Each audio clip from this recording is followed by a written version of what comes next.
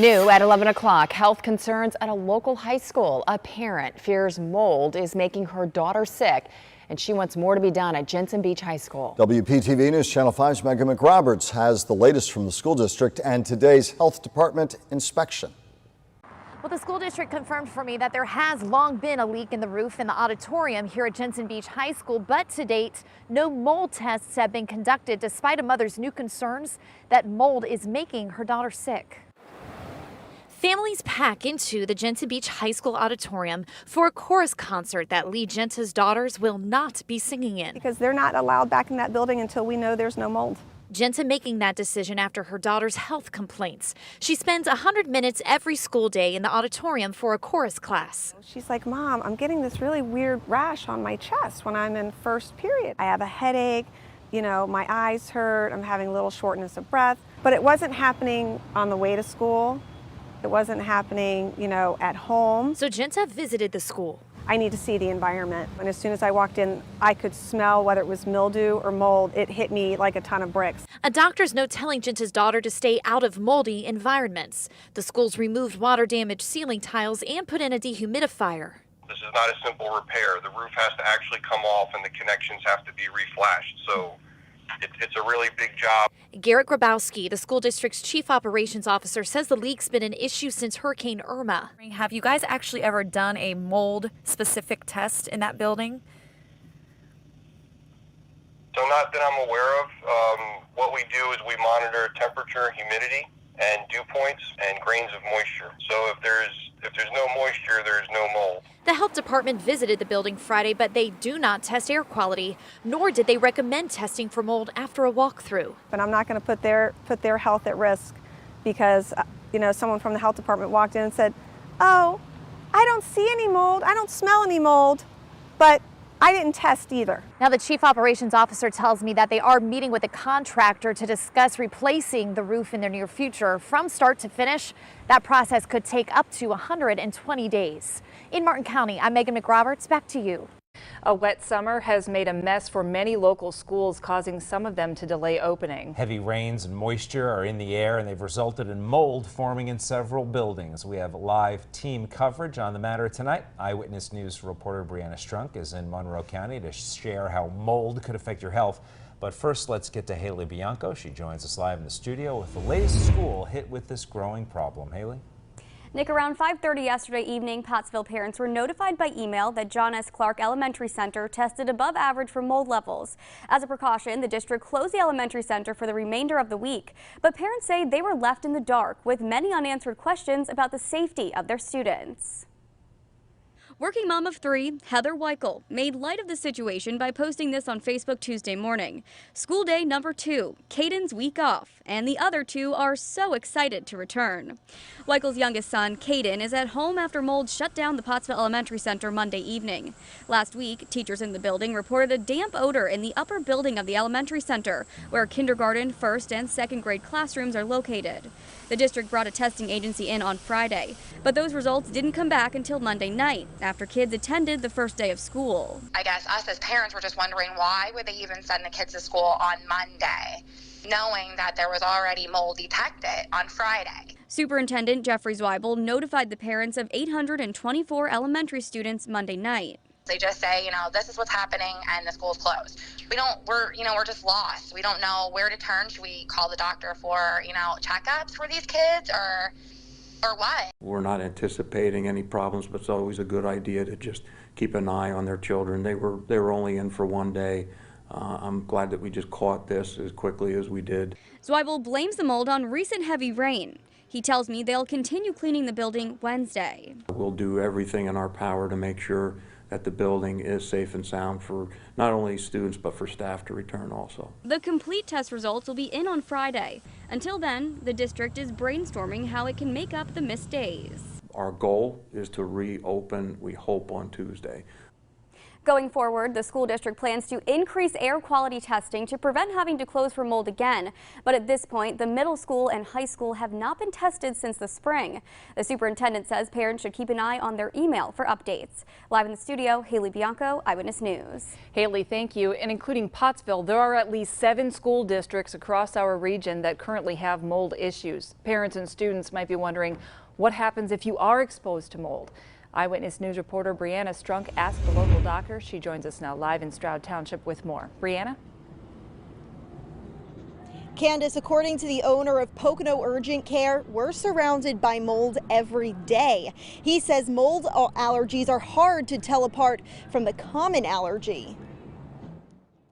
It'll inflame your sinuses. You have your Dr. Jean-Paul Romes owns Pocono Urgent Care in Stroud Township. He explains what could happen when exposed to mold. You can get runny nose, itchy eyes, stuffy nose, coughing. Oftentimes, symptoms resemble allergies. Dr. Romes says it's hard to even determine if the symptoms are caused by mold or something else. And you wouldn't be able to, unfortunately, differentiate. Is it pollen? Is it cats? Is it dogs? Is it mold? Dr. Romes understands that people may be panicked, but he says there's a lot of misinformation and misconception about mold, further fueled by the internet. It's unfortunately fed into the public urban myth of it's this horrible thing. He says being exposed to mold may trigger asthma, and there's unique rare circumstances where certain molds could cause severe lung infections. The main thing that you try to do with molds, whether it's schools or homes, is just to try to decrease your humidity, because molds propagate and thrive in humidity. Dr. Romes adds if schools have taken the proper steps to clean mold, parents should feel safe sending their kids to school. Live in Stroud Township, Brianna Strunk, Eyewitness News. Brianna, thank you. And experts say typically mold allergies are medically treated like the common allergy. It was the first day of school all over again for nearly 600 students in Yonkers. They'd been at PS 15, but when it tested positive for black mold, it had to be evacuated Monday. Since then, technicians have been trying to dry out the school and repair the problem. In the meantime, the student body is split between 2 schools. Pre-K through 4th graders are at this other elementary school that this 3rd grader says was good because she was in a classroom. Was anyone not in a classroom? Some kids were in a gym. I mean, it's just stressful. And parents are frustrated and concerned.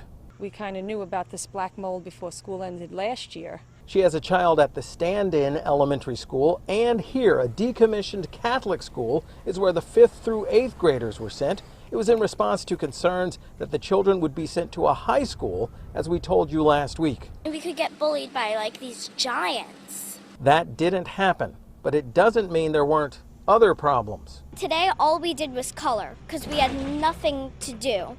I feel for our parents, I feel for our students, I feel for our faculty.